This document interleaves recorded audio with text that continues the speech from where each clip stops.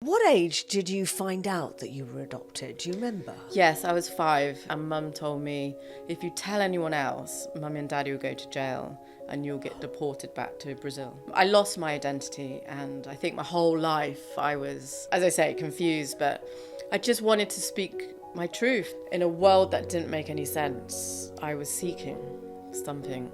And that's when I discovered Wim Hof speaking on a podcast with Rich Roll. The breathwork is done before any cold exposure or any water or anything like that because it just enables your body to change its chemistry.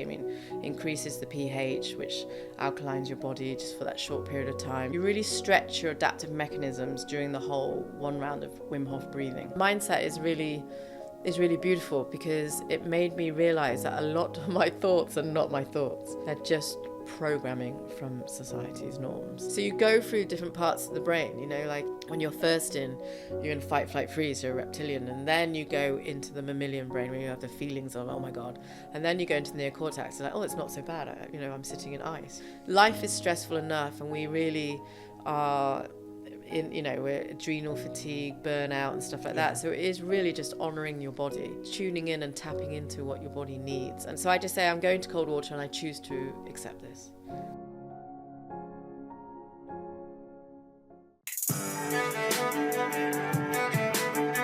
Welcome to The Wellness Way with me, Philly J. Lay, a layperson's guide to your natural health systems, your very own NHS.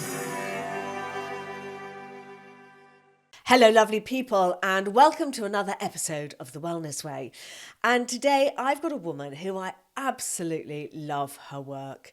She works alongside Wim Hof, James Nestor, the author of Breath, but she is also a woman in her own right. Born in Brazil, made in the UK.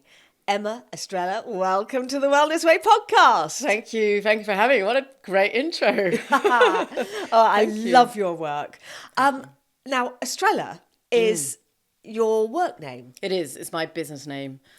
Yes. And recently, I'm going to ask you to tell the audience a bit about your upbringing.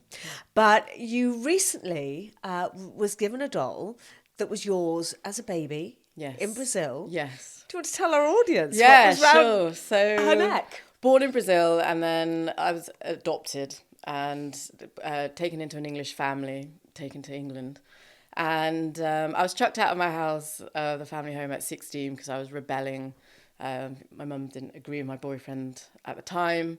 And also I asked her a question of like, do you know anything about my adoption? And it's kind of a little raw. So I got chucked out. And I think after not living at home, I went into foster care and not being at home for a good year and a half, maybe 2 years. I thought that she just got rid of all my stuff at the house. And now she's fast forward. She's passed away. My brother's got the house. He got the inheritance. And he went through the attic. And in the attic, my brother brought down a load of bin liners and just said, Emma, these stuff are yours. Do you want to go through them? And I was like, no, I don't really want to. It's nothing to do with me. It's yours. Like, I've got what I needed from the house years ago and even at the funeral. And he goes, just have a look at the stuff. So I had a look through like my Sandhurst reports and things like that. And I was like, no, it's all good. And he goes, just have a look at your dolls. You've got some dolls. And he referred to it like when Mum had her doll, they were more ugly and scary, the dolls back then. And then my ones were a little bit cuter. So he just said, just have a look and have another look. So I went through the bin liner. It was like sheets and duvets and stuff. And in there was some dolls. And I picked up the first one and I looked. And the first thing I saw around her neck was a little bracelet, which fitted me. So it was around the doll's neck as a necklace. And it said Estrela, 1L. So Estrela, 1L, which means star in Portuguese. Which is my chose name now, which I've chosen my business name as Estrela in Portuguese. And I can't believe it. Like that when I was the baby knew. 0 to 5, Yeah. It's quite remarkable. Insane. So I've kept the doll. It's in my van. I'm glad to hear. Yeah. Now, everybody comes to this journey to be where you are in life. You're the right-hand woman to Wim Hof and James Nestor and all these, extraordinary breathwork coaches. But most people actually hit rock bottom before they climb the ladder. And you spoke there about your adoption and being kicked out of the house when you were 16. fill us in a little bit with what happened there? Because I know you actually ended up in a police cell, didn't you? Yes, that was a change, I think, for me. So at 36 in a police cell. I wouldn't recommend it to anyone, but it was a catalyst for change that I needed to change. So I guess with everything that's happened in the world, and we were talking about it earlier, but I kind of knew that my whole life was built on lies, and the foundations were not transparent. And I've lived most of my life confused, and just to put it simply, that's it. So when I question things about my life, like who am I, where am I from, to my mum, I just got met with anger and fear, which I now know. But I didn't quite know then, like, why wasn't she able to open up to me or anything like that? So fast forward, I did everything. I became a people pleaser, and I felt like I wanted to be worthy of her love, and she was always met with tough love, which is okay, no bad thing. But so I had the house, I had the boyfriend, I had, even designer boyfriends with like great jobs and careers and things like that. I tried and nothing, like I still was confused, and I really went to drink to numb my childhood, if you like, of the confusion. And I guess I was in the mindfulness, or in the, not mindful at all, but I was in the materialism world and You worked in distraction. corporate before Yes, this, didn't you? I did all that. And then I found myself on the wrong side of the law because I split up from my boyfriend, who was clinically depressed, left him, went down to Cheltenham for some TLC. And I challenged my mum about my adoption. And I remember saying whatever I said was very venomous and wasn't very kind. And so she called the police because I was about to hit the front door. I'd never hit another human being. So I went to hit the front door, and she called the police for vandalism. And then I haven't really revealed this before because I really want to do justice for my mum. That it all went out of control, and I got arrested and went to the police holding cell. But I got arrested for drink driving. And so that time in the police holding cell, I kind of clouded that the whole way through my journey of going up. But actually just recently, I'm just admitting my whole truth, because then no one can hold that against me. And I actually believe now, and I can say this now after 9 years, my mum saved my life. Yeah, because that was a big, big wake-up call for me. And I just tried to do everything right all the time. And this one thing which got out of control. And I didn't know actually until that moment how much I was living in a consumerism way, and take and selfish or whatever, and self-centered with like, I want to find out about me and things like that. And yeah, so the police holding cell really made me into shame. That is a wake-up call. Yes. What age did you find out that you were adopted? Do you remember? Yes, I was 6. Wow. Yeah, and Mum told me, if you tell anyone else, Mummy and Daddy will go to jail and you'll get deported back to Brazil. So it was a big kind of like... crap! Like, at the time I laughed and I said, no, I'll never do that, I'll never do that. And then, but actually as I grew older, those words became super heavy, and this big family secret that I couldn't tell anyone out of fear now, it was what ate me up at a cellular level. Like, I lost my identity, and I think my whole life I was, as I say, confused, but I just wanted to speak my truth, if you like. Yeah. I mean, that is a huge burden to put on a child. So presumably it wasn't through the normal adoption channels that Absolutely they went. right. Yes, it was illegally done. So Mum and Dad paid for the doctor to sign the birth certificate off as theirs. And that's how the transaction happened. Yeah.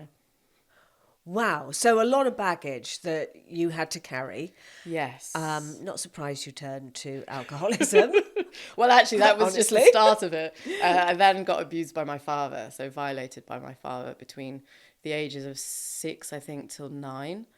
And I told my mum that this was happening, and she just brushed it off like I wasn't seen. And she said that she was waiting for the right time for the divorce. But so I was thinking at the time, like, wow, if this is love, no thank you. Super conditioned. And if this isn't the right time for a divorce, yes, when is? Yeah, exactly. So I think is what drove me to alcohol, because when I became sexually active was suddenly the time I'd also discovered alcohol. So I think the two just really mirrored together, because that was the dirty secret, whilst my adoption was something that I knew and lived in fear. So it was kind of two very different raw here. emotions. Yeah, absolutely. A Yeah. lot coming up. I mean, God, I'm just Yeah. going to tap on that because there's a lot coming up Yeah. for me listening to this. And I've actually recently interviewed Emma Jane Taylor from the Not My Shame campaign.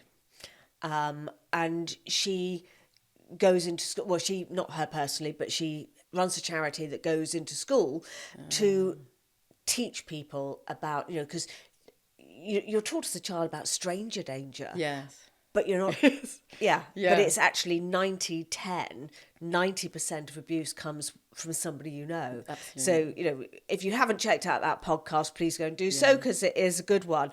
But I'm so sorry that you went through that. I didn't know at the time the severity until, I guess, becoming sexually active, or later on now that I'm unraveling and, unfolding in life. But back then, when my parents got divorced, my father said, they're not mine anyway. And I never saw him again, just very brief moments at funerals and stuff. And that to me was like, why have me anyway? So I became a really angry, internally teenager. I was still doing sport, really helped me just to naturally get rid of that kind of energy, if you like. But I was like, why have me if you didn't want me? Don't want to be there anyway. Send me back to Brazil. Like, I was being really like, I guess aggressive but frustrated, because I never had anger issues until that time, 36 years old, when I wanted to hit the door. So yeah, Gosh. it was just a mix, I suppose, in my teen, and also trying to be normal, because mum was, I don't know about, I think it must be back in the day, you kind of keep up appearances, don't you? So you're like, oh, don't tell the Joneses, or like, we must keep up with the Joneses. Yeah, like, what was that great it was all programme with Mrs. Bucket? Yes, BK. Mrs. BK. Yeah, so it was all about class with my mum, and she was just like, don't let the family name go through mud. Like, there's all. It was. I think that was her patterning, if you like. So I also had to pretend to be okay, and actually, a big part of my life, I thought I was okay. I thought I was living authentically until the police holding cell. I love what you said. Shame was the first thing that came. I had no one to call, I couldn't speak to anyone. I thought I was a world orphan, rejected finally from my parent, from my mum. I did this horrible thing of drink driving, like, it was just everything was just so much for me to process. I ended up on my knees and crying, and I only had a woolen blanket then, and I rubbed the skin off the bottom of my nose, because of just, just the tears and stuff. And I did pray to God, if there is a God, help, pretty much what I said, and I'm listening. And then I realized I didn't like my reflection, and I needed to change. And when I came up with that, it's like the door unlocked and off I go. I was like, wow, that's, a little mischievous me was like, wow, if that's all I needed to say, I would have said that 8 hours earlier. Or even 30 years earlier. Yes, exactly. Spared all that. Got rid of all of that shit.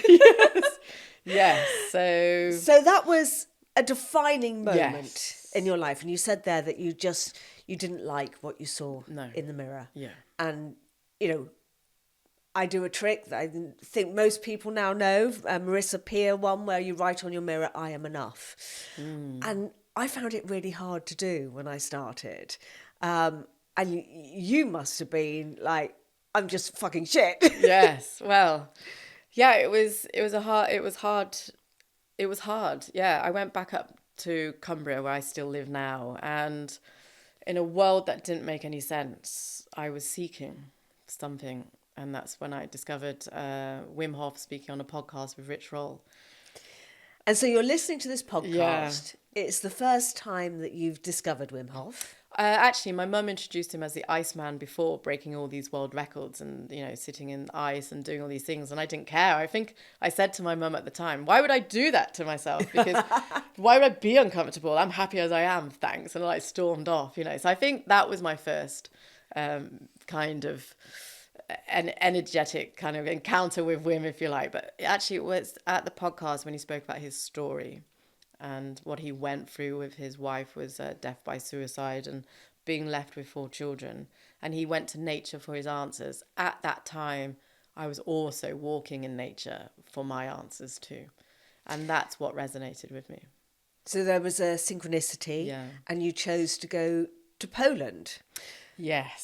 So as one does, swap one national park for another national park. But just tell us, because you had a friend at the time who'd phoned you, and you realised that she had cancer. Exactly. And so you had said, I'm going to Poland. Yes, I'm going to find out more about the Wim Hof method because I think it can help with cancer. It's like raises white blood cells and cancer, more oxygen in the body. The cancer cells don't survive. So I was like, let me find out a little bit more. So hang on there, don't take chemotherapy. But as she said, I have a family, I have to be seen to be, fighting this. So I went to Poland because of her. Yeah, which is another kind of, I don't know, sign, if you like, or trail to get me to Poland. But on my first day, I discovered I was a paradoxical breather.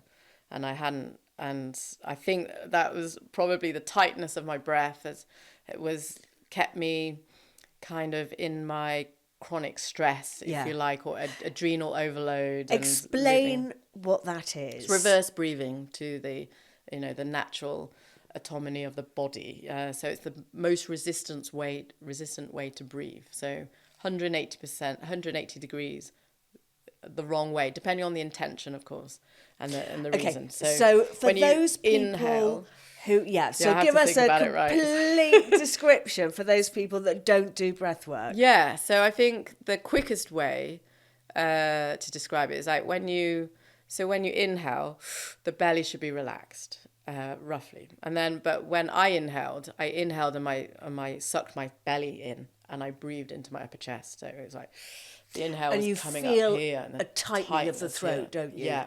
Yeah, absolutely. Yeah, kind of for those watching, I think. Yes. If I breathe into my neck, you see those kind of tendons. Yes. Very unattractive looking. Yeah, and it's just constant stress. And I had like neck ache, shoulder ache, and stuff like that. I never really put the two together. And then when obviously at the Wim Hof Poland, within 20 minutes, my breathing got corrected to when you inhale, it comes lower. So you activate the diaphragm, and then the belly can move as well, as it's not trapped in a rib cage.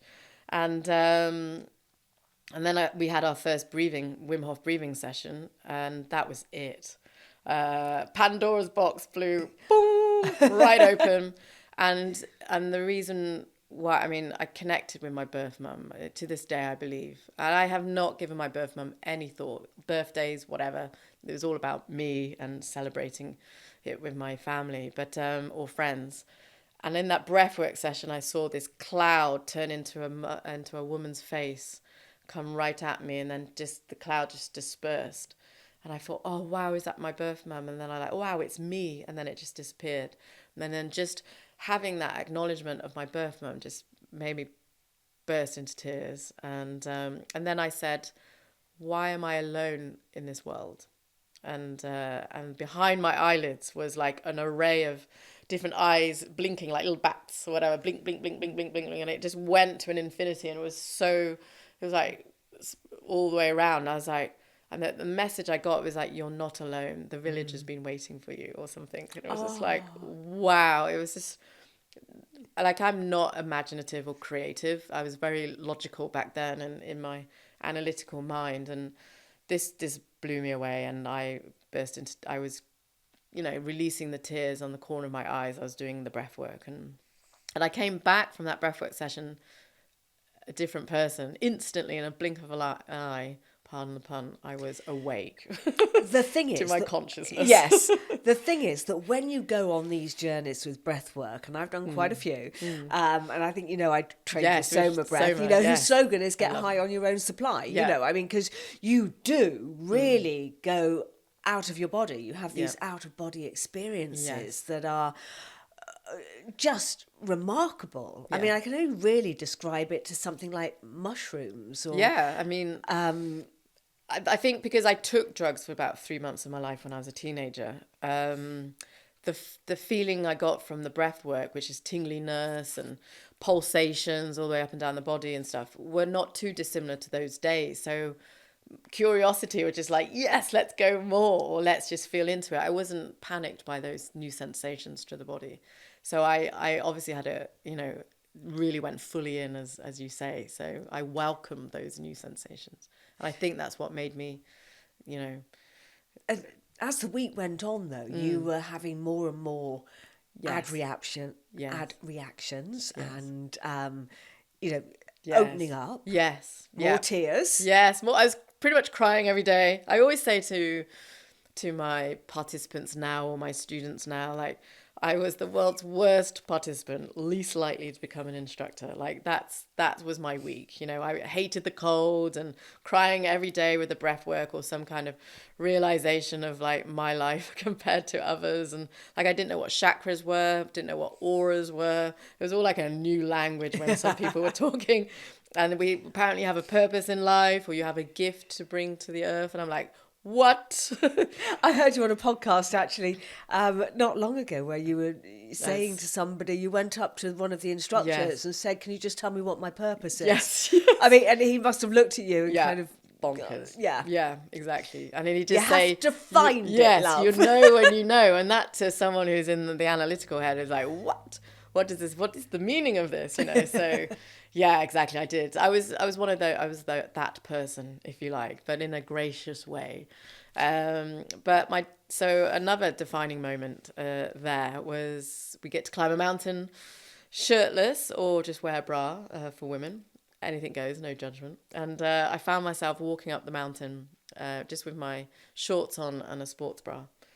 And how cold was it? I think it was minus 16, 17 degrees. Cold. Chill factor. Oh my God, I can't imagine doing that. Yeah, because of the wind. I mean, Wim calls it the arsehole of Europe, and I can understand now, because it was really blustery, as they say in England. So yeah, it was really windy, and I think it was 60 or so, give or take 10 kilometers per hour wind factor. Oh my God. So, and you're literally in a sports bra and a pair of shorts. Yes. Yeah. Did you wear shoes or not? Yes, we wore boots and socks and stuff. Yeah, so we were protected there, and yeah, I wore my hat as well. And your hat. Now I look back at it, it was the worst hat I could have picked, because it was just one base layer merino wool. So it was the thinnest hat I could have worn. But anyway, we won't go into this. Oh my God! I'm a massive fan of Wim's work. I am a massive fan of your work. I don't like the cold. I'm not going to lie. I don't. Yeah. I do it. I mean, I turn my shower. When I have a shower, I do to cold. Yeah. At the end, and I hate it. And I've never got used to it. I have a cold rainwater shower in my garden. Oh, fantastic. And I only do it on really hot summer days, because I like to then come out and kind of go, oh gosh, now I can sunbathe again and get my vitamin. So I'm the opposite. I find it on hot summer days, going into the cold shower worse, because you're warm, you're toasty from the sun, and then you go in and you come out, and your veins and arteries can open up very quickly, if you like. But at least with the cold, you're kind of like focused and serious, if you can say. Before, like, the intention and the mindset is when you leave the warm area and you traipse along the snow, or you do something. So it kind of sets you, like, you're cold and you're going to get colder. Then you're just going to get cold, and then you're in the warm. Danger's over. Are you sick and tired of feeling sick and tired? Are you lost and lonely on your way to wellness? Do you like a nice cup of herbal tea? Then come and join me in my community. For £11.11 a month, you can come and join me on a Zoom. You'll have access to my work, my 2 books and my video series. And also we'll be in a WhatsApp group together, so that we can keep each other motivated and guide each other on our way to wellness. And as a special bonus, I will throw in my herbal tea tutorial. You will also get my meditation album, The Wellness Awakening, From Past Lives to Passing, because every month we're going to do some breath work and meditation together. Head over to phillyjlay.com for all details. And remember, the doctor of your future is you. That is the thing that you guys are most famous for, is it is 3 dimensions. So it's the mindset, the breath work, Yeah. and the cold. Yes. Talk us through those three intentions, how they work in tandem with each other, and how you can achieve this. Yeah, well, they're stronger together. I mean, there's a recent study come out with that. So the breath work is done before any cold exposure or any water or anything like that. So in the comfort of your room, and it's best to do it in a nice warm place, I find, because it just enables your body to change its chemistry. I mean, increases the pH, which alkalines your body just for that short period of time. Become hypoxia in the retention time. So, you really stretch your adaptive mechanisms during the whole one round of Wim Hof breathing. And that's really, really good because I see it as like an elastic band. So if you don't stretch it every now and again, what do you do when you need it the most and, everything's coming at you in life? It snaps, it's brittle, So it's really nice just to keep using your adaptive mechanisms to your advantage. And so the breath work is amazing.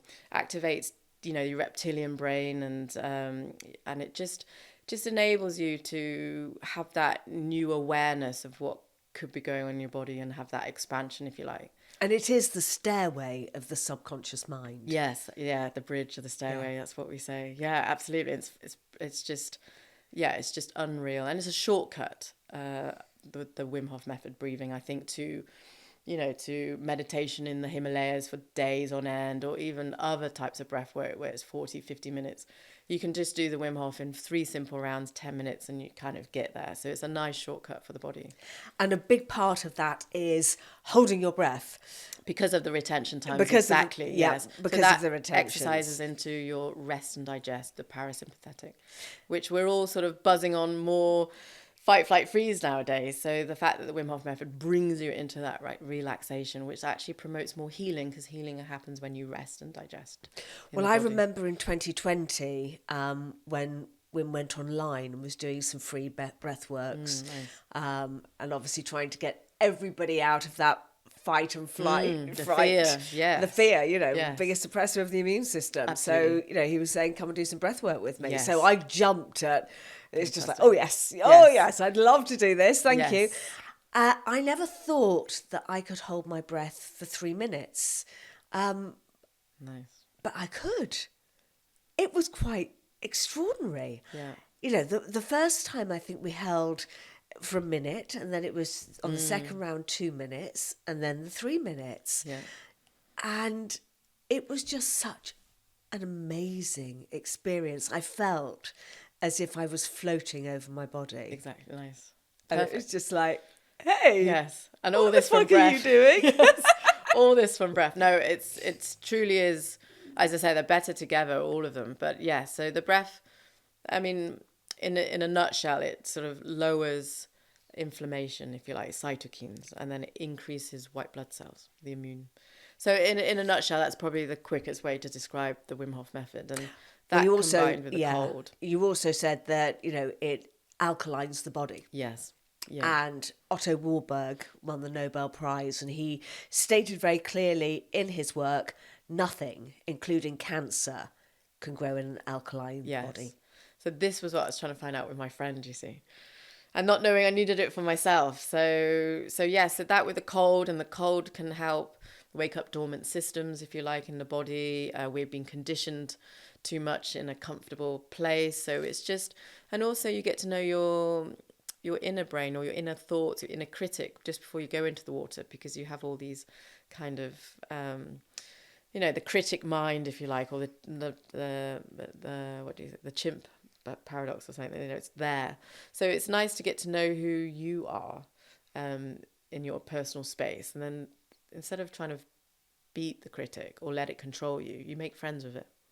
And you can override it. So there's that side of Which it. is doing your shadow work. Yes. You're absolutely. embracing the part of you that you don't love. Yes.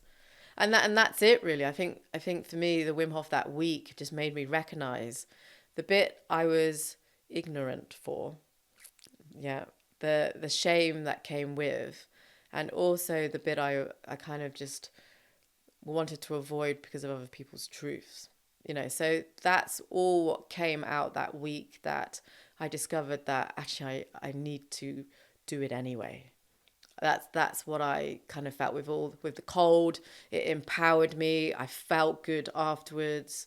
It was strengthening my immune system as well. That with the breath work, and combined with the mindset of like, we just recently I heard, I can, I will, I do, or the mindset of just going inward for your knowing or your answers, and or just that empowerment, and mindset is really beautiful, because it made me realize that a lot of my thoughts are not my thoughts.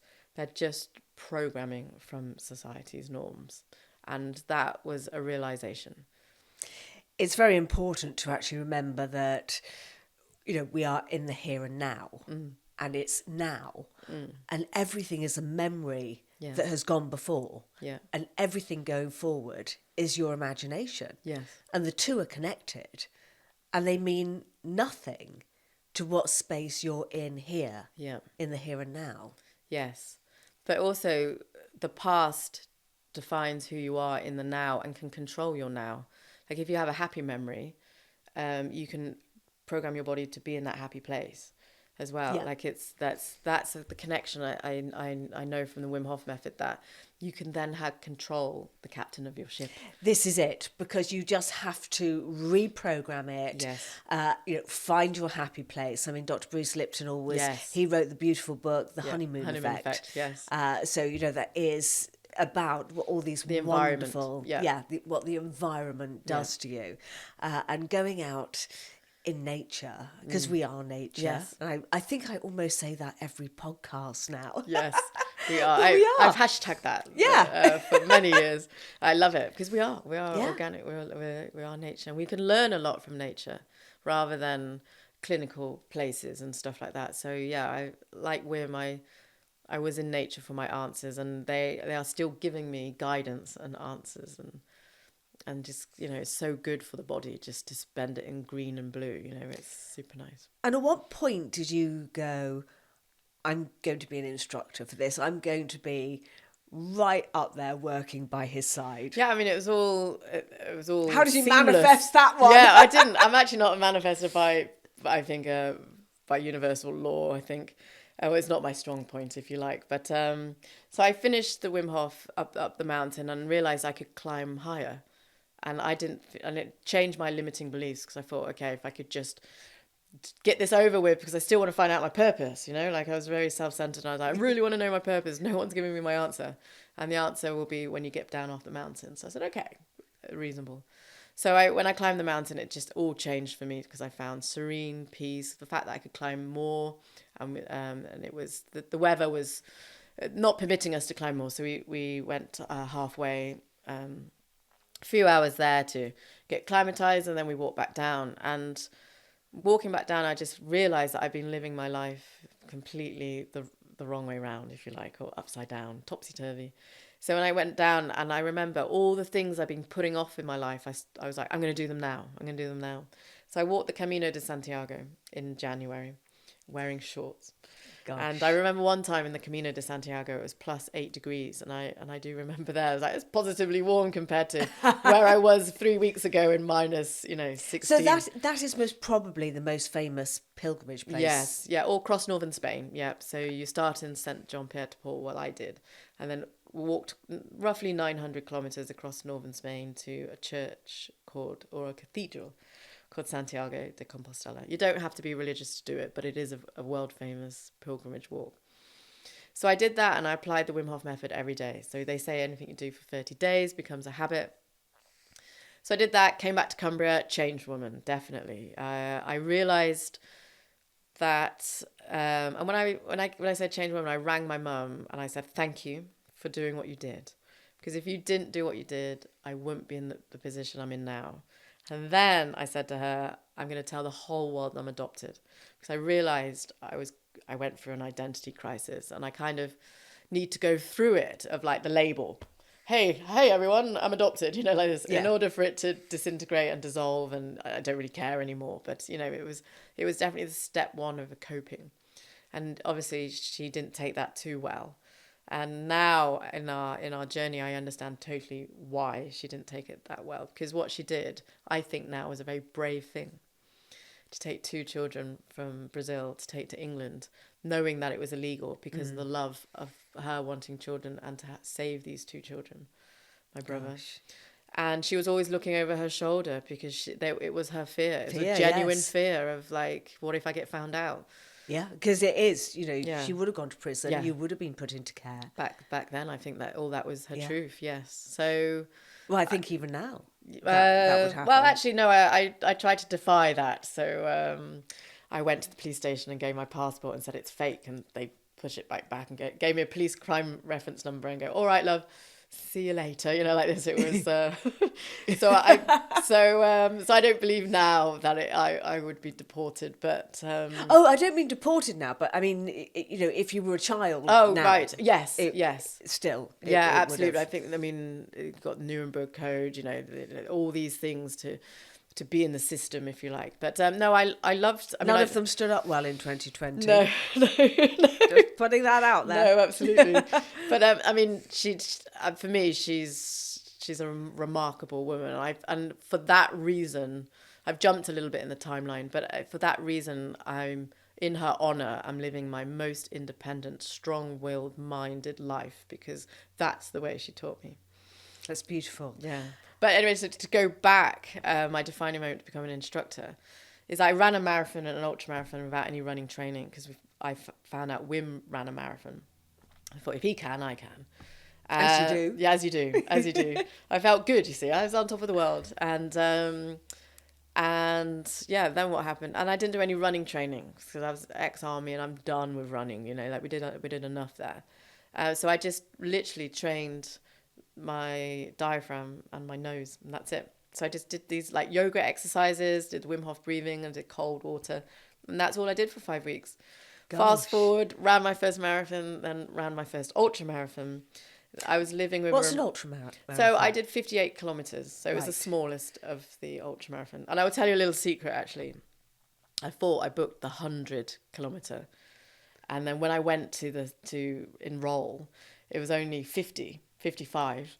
So that was good for your mindset. You were disappointed. Yeah, You were I was like, just like, oh, like, wow, okay. "Oh, So this is going to be easy. yeah, so that's great for mindset to just genuinely think you booked a different race, and then when you turn up, it's a smaller, shorter one. So perfect. Yeah. So after that, I had a Romanian flatmate, and he was the one that suggested whatever I'm doing to my body, I should teach. So that it was him actually that kind of gave me permission, if you like, to teach. You didn't give yourself permission No, then? no. Well, I thought, at the time, am I good enough? Even then. So yeah, and everything went really seamlessly. So I applied, went to the advanced weekend. A year later, to the day of being the world's worst participant, least likely to become an instructor, I was there qualifying as an instructor.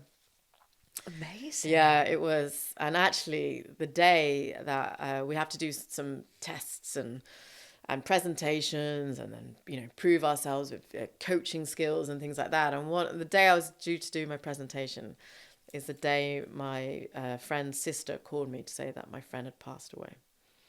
So This is your 1 year friend with that cancer. had chosen chemotherapy. Yeah. Was Yeah. she doing any of the breath work or anything to support that? No. Nothing. No, nothing. Just the conventional Yeah, route. just the conventional route. Absolutely. I'm sorry. Yeah, I had a beautiful time with her before I went to become an instructor that week because I had the call to say, she's not got long. So I went straight down to see her, and we had 3 days before I got on the flight to Poland. So those 3 days we spoke about everything.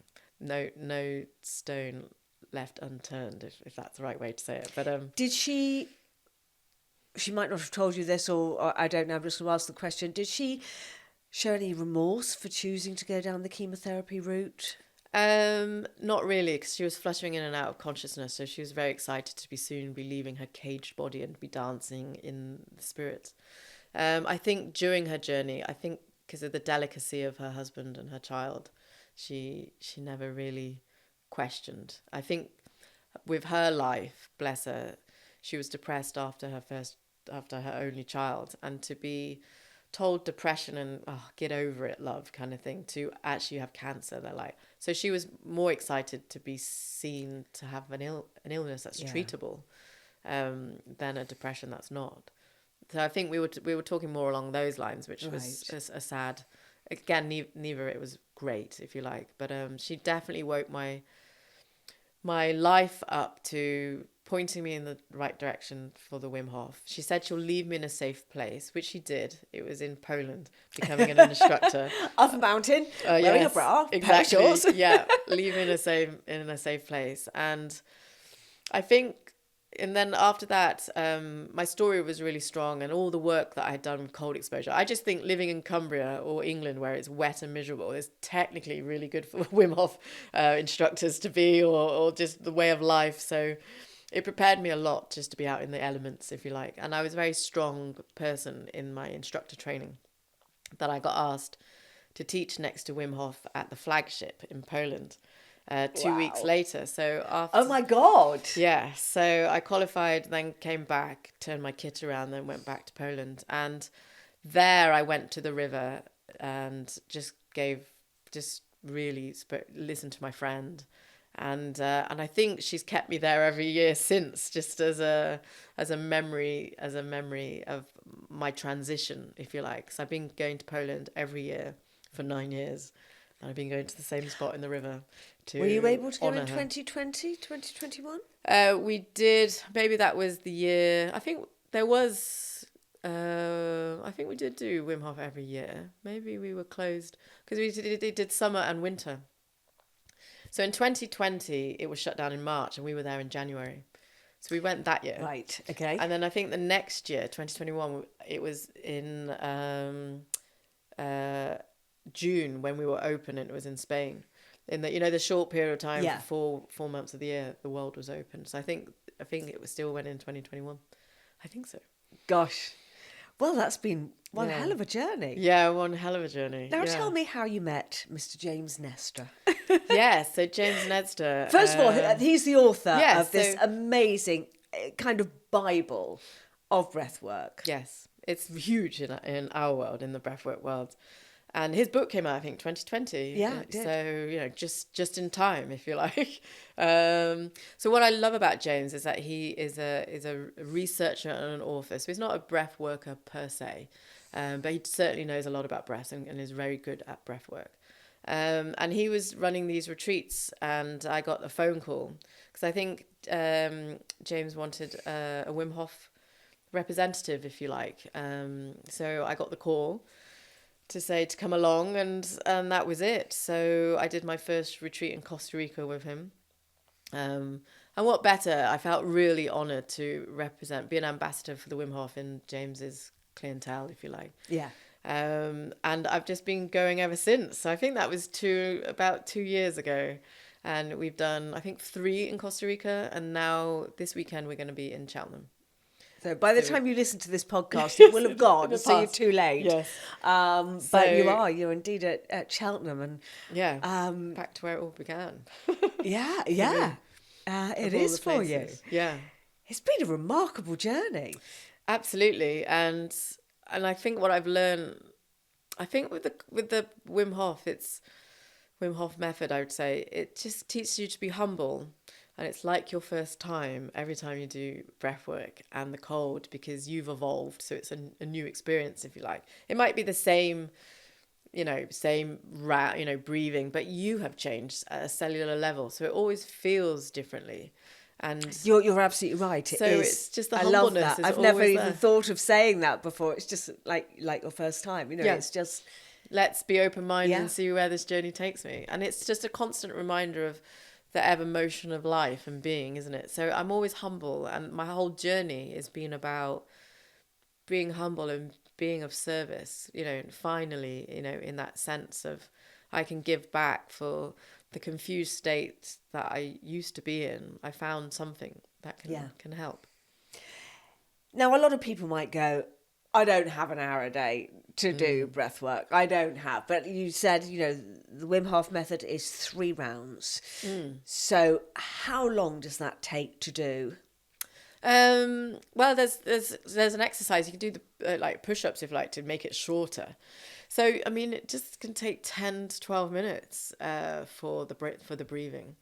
You can speed your way through it, so maybe it will be 7 minutes or something like that. But on average, it's about, I would say, between 10 and 15 minutes to do the breath work. And some people might say to you, I still don't too have long. 10 or 15 minutes and I need to speed it up. I mean, I would say to anybody doing this, enjoy the moment, embrace it, take that 10 to 15 minutes a day because you're worth it. Absolutely, and the soul knows no time. So it's only you in the constraints of this Yes. society, of what you deem to be important to you. And maybe your boss, but maybe they just don't matter.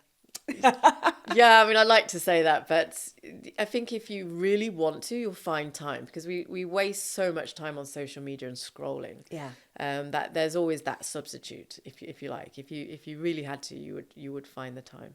What do you think is the best time of the day to do it? And would you ever do this kind of work if you'd had a meal, or would you always do it on an empty tummy? Yes, rather, it's better on an empty stomach, just because you can get deeper into your physiology. And I always like to do it first thing in the morning. But since I've been in the van life, sometimes I do it late at night before I go to bed and or before I fall asleep, just because it helps calm me down. So it really is in cadence of the day. But most people do it empty stomach as soon as they wake up. Then it's kind of over with, and you've reset your body in a really beautiful way to appreciate it throughout the rest of the day. So, When you do it before sleep, how does it affect your sleep pattern? I genuinely have no problem sleeping at all. Even with all the extensive traveling and stuff like that, I'm good. And I don't know whether it's a cold exposure or the breathing or what, but I'm fine. So I just go to sleep during the retention time. And maybe I'll slow my 30 breaths a little deeper rather than the rapidness, and that can also help. But I do think it's in cadence of the day, so your energy levels are going to be different. So yeah. So I'm going to ask you a favour now. I'm just going to spring this on you. Yeah. Could you take us through just one round of it for our audience? For one round. So you have to be in a safe place, and I have to say, not for people who have epilepsy or pregnancy. There's some contras, so just to look into that. But just roughly, it's like it's about 30 breaths. So full breath in, so you're fully in. You can close your eyes, relax your shoulders if you like. I'm going to do this. So fully in, so the belly expands, then the chest, all one breath, and then let it go. And you can breathe through your mouth, your nose. It doesn't really matter. Probably if you're a beginner, then breathe through the nose. That activates the diaphragm. So fully in again, and let it go. And the letting go is just relaxed, one atmosphere to one atmosphere, or just less muscles, if you like, less. So just full breath in, and let it go, like a sigh. And you just continually do that. So every inhale followed by an exhale, followed by an inhale, followed by an exhale. And you can just breathe at your own rhythm, your own pace, but it's really force, like full breath in. So active inhale and a gentle exhale. And again, active inhale.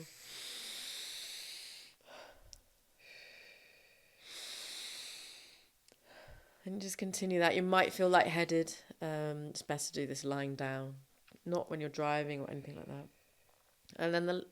And then operating machinery. Yeah, not operating machinery, nowhere near water. So now we just go full breath in and full breath out. So it's active. And then fully in again. And then a relaxed exhale.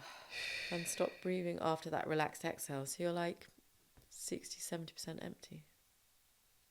And you just hold your breath there. And at this time you can relax your forehead. Sometimes that becomes tense, the jaw and the shoulders, and just kind of relax and soften the body, and hold that as long as you can with no force. So if you want to take a little breath, can you do something like take a small breath in and then release again and hold again? Technically, that's not the Wim Hof method. I do know it's other breath works. No, I know, Yeah. but would it? I know it's not Wim, but would you Would you say that's if you were a beginner to breath work and so you felt that you could only hold, Even if it's for 20, 30 seconds, let's yeah, start that way. And then you start that way, yeah, then you and build just up. build it up rather Yes. than taking a little breath in? Yeah. Um, Yeah. I enjoyed doing And that's that. it. Yeah. I mean, you hold it, the recovery breath, and then you hold. So when you feel the urge to breathe, take that breath, hold that about 15 seconds, and then let it go, and that's it. It's a really beautiful technique that I really deserves for everyone to at least try once, or be open-minded to try other breath works if this wasn't for them. But This is it. You just have to find your yeah, path. exactly, what resonates with you, Yeah. for sure.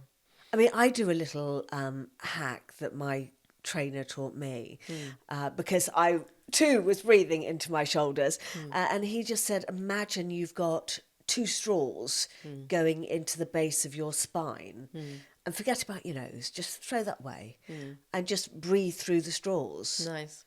Yep, visualization going up, and also the spinal fluid, which comes up to your reptilian brain and Yeah. and opens up the pineal gland, if you like, and all the spirit molecule, or just, yeah. I mean, that's a really good way, and to think about it. So you're kind of not your body or your mind. You're like these. Just focus on the two straws Yep. of your instrument of the body.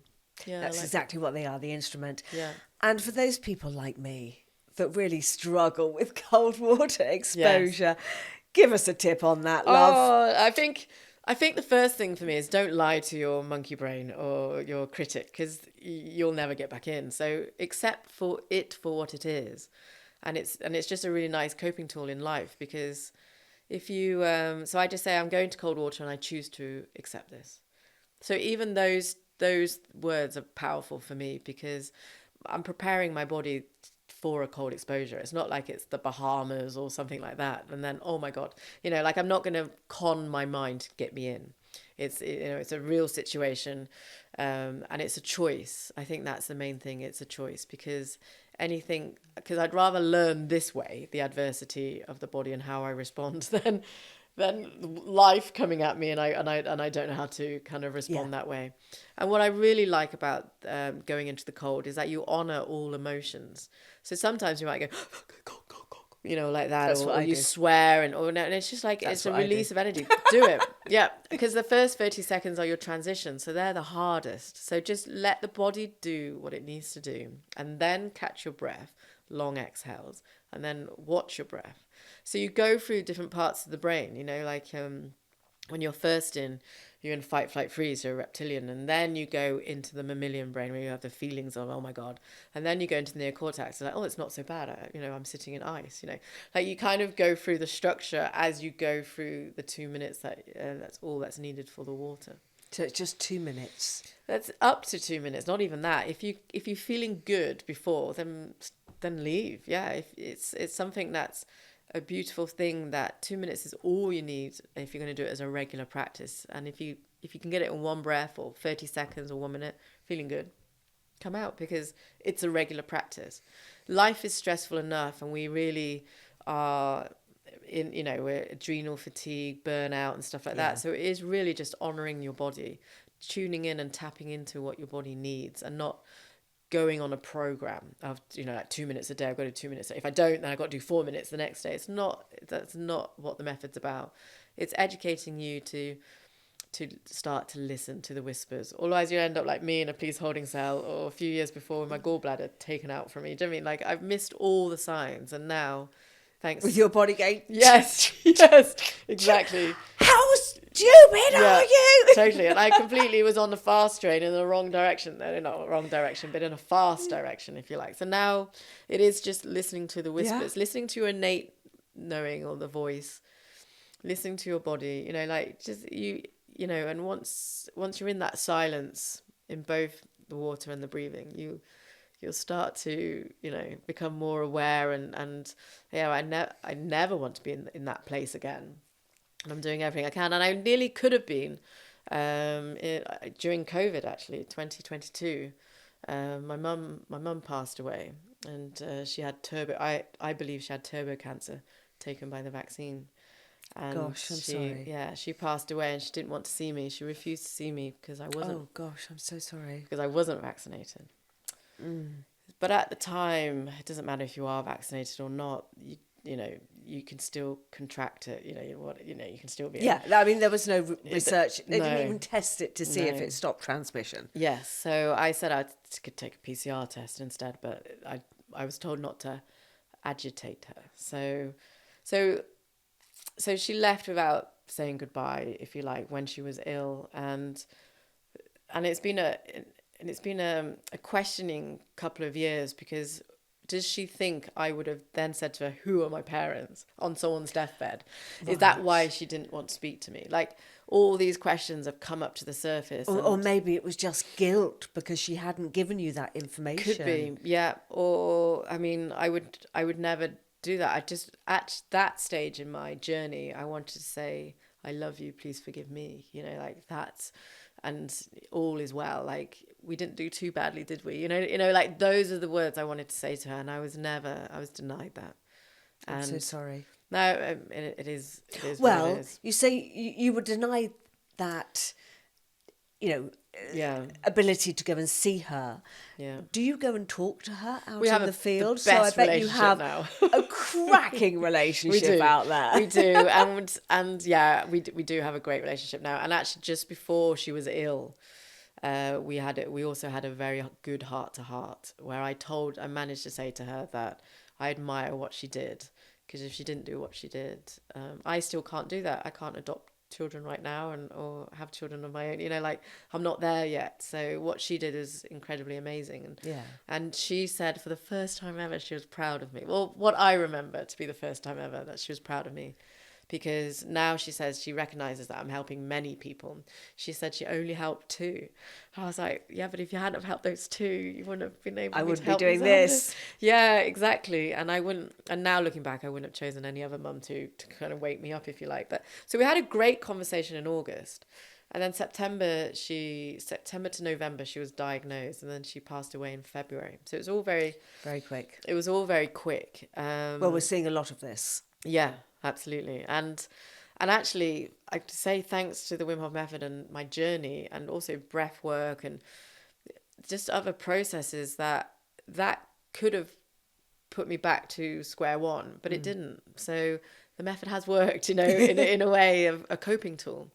And I could take that out on my brother because I was disinherited. And I haven't. Because you were cut out. I was cut out of the will, 6 yeah. weeks before she died. So, and again, that's something that, initially it was a shocker. But now it's all meant to be. When you believe in the higher power and destiny, it's actually a really beautiful journey.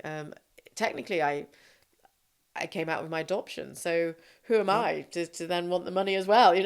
All these things are very well justified in my cells. And I just think, you know what, I have a chance with my brother, and I have chosen not to do lawsuits or anything like that. And just to get my brother back, and he's my family, and we were there, as children, with our parental skills of our parents parenting us and stuff like that. So it's back to us 2 now, and it's beautiful. Where you started. Yeah, full of love. That's beautiful. Tell us where everybody can find you and your work. So I'm online. I'm actually everywhere. I know. It's like if you Google me, I pop up, and then never disappear. So I love my YouTube channel. So I've got a YouTube channel. I just blog what I do every day. I'm just going into nature, and I can say some pearls of wisdom, of thoughts and stuff. Then I'm on the usual LinkedIn, Instagram, and Facebook. Again, Emma Estrela, if you Google that. We'll put that in the show notes. Yeah, fantastic. So that people can come and find you, and those lucky ones that will be joining you at the Wim Hof or the James and Esther retreats, and actually working with you. Yeah.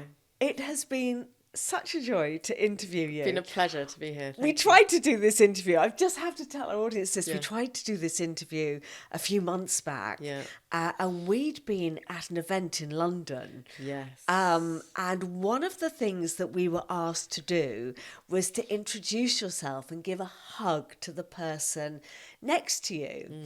Now, you weren't standing quite next to me. You were kind of one across on the end of the road. Yeah. And we'd been messaging for a while on Instagram. Yeah. And so after I said hello to the lady next to me, I came and gave you a hug and said, I'm Philly. And you just hugged me and said, I know Philly J. Lay. Yeah. I'm Emma Estrela. And I'm like, oh my God, what are the chances? So we jumped in our cars and we tried to film, and I didn't put turn the microphones on properly. So it is my blessing that I've got you back in the Wellness Way podcast. Divine timing.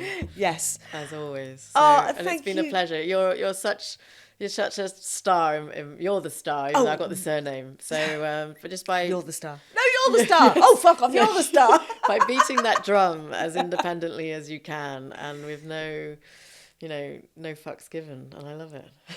Well, I for one, and I know you for another, we have no more fucks to give. Yes. And on that note, beautiful way to end.